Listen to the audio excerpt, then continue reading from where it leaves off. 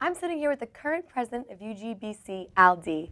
And Al, I'm shocked because I feel like it was just yesterday that we were talking about the UGBC elections on our show and it was what's going to happen with Al D. And now here you are a year later and you've made so many changes, but how does it feel to be here? It feels great to be here. It's been a fun year. They say time flies when you're having fun, so I guess that explains for how fast everything's gone. But I'm truly appreciative of the experience, and I'm hoping to live out the last couple months as best as possible. You still have a few months left, though, so you have some time to enjoy it, you know? Absolutely. But you've been so busy this past year and you've implemented so many changes on campus. But what are some of the things that you think are your favorites or have really stood out as being things that have changed the lives of students at BC? Sure. The first thing I can talk about and something we started off the year with was the GPS system we implemented in the buses. And that was really a big hit for our friends on Newton campus and our friends who live off campus. And just being able to know when the bus was coming, that definitely helped a lot. Yeah, I've used that so many Yeah? times. I'm always so jealous. I don't have a smartphone yet, but all my friends that do will always be walking to the bus and, you know, trying to figure out when the best time is to catch something. So I know. Great work. It could turn into a pretty fun game if you really wanted to. Some of the other changes, though, we installed printing stations on Newton campus because there were no printing resources out there.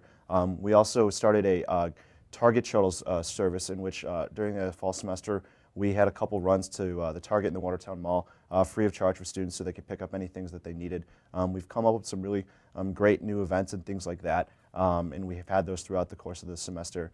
We're working on some initiatives with academic advising. Students have really identified that as an area where they'd like to see some improvements, and we've made some really good strides in terms of working with administrators and trying to implement some new ideas, such as an advisor evaluation form and increased resources for our advisors in terms of training. So I think we've really focused on a lot of different student life issues as well as academic issues to try and really hit up all different assets of the lives of students here at BC. And you've done such a great job, and you've really followed through a lot of the changes that you said you were going to with your platform. But more so than just the changes that you've implemented at BC, do you think that your cabinet and you and your vice president have left a lasting legacy at BC? That's something you'll always be remembered for even after you graduate? Absolutely. You know, Alex and I, we pride ourselves in being able to deliver results and to have great initiatives and to put on great events. But one thing I think that really sets us apart is Alex and I have a deep and profound love and respect for UGBC. And we have a great deal of compassion for the people that we've worked with over the years and the people who have mentored us and who have kind of set their ways before us. So one thing we've tried to really incorporate into everything that we do, we've tried to really incorporate love and compassion into the initiatives we work on and to the events we put on for people. And I think that's something that really makes us unique. We just care so much about UGBC and the people that we work with that we really try and show that to them in whatever we do.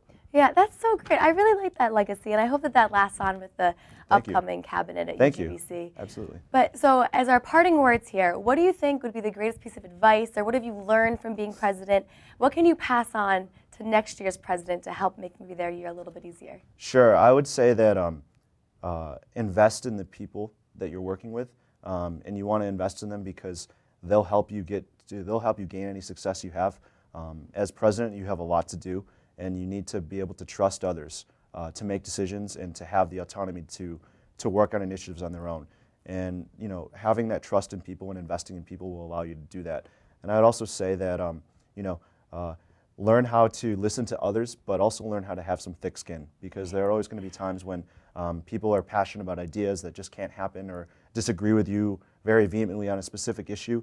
But you need to know how to trust your instinct, and but at the same time listen to other people. Meanwhile, just having enough thick skin to be able to take some criticism or constructive criticism when it comes your way. No matter what you do, there's always going to be that group of people that doesn't like the spring concert, huh? Oh yeah, I know. No matter, it always happens every year, and we do our best to accommodate all types of people and the types of music that we bring in. But obviously there's always going to be a couple people who don't like it one way or the other, and we just do the best that we can for it. And we welcome anyone who has any suggestions or criticisms, because that's how we make it better for students.